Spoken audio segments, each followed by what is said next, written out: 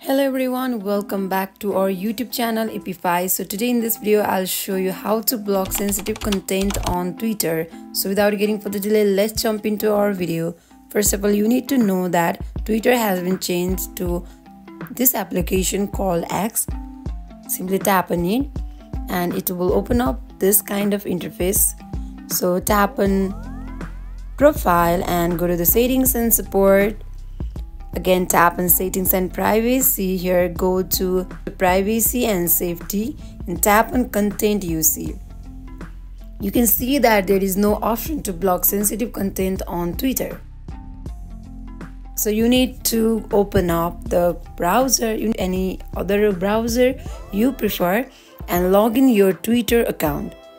So here go to the profile icon and now tap on settings and privacy. Now tap on privacy and safety. Here go to content UC. So now here you can see that display media that may contain sensitive content. If you want your Twitter account, your Twitter application to show you sensitive content, then simply turn on it as here shown.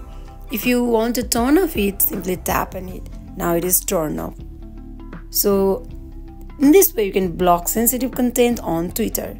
So that is it for today. If you guys like this video, do not forget to like, comment and subscribe our channel. Thank you for watching.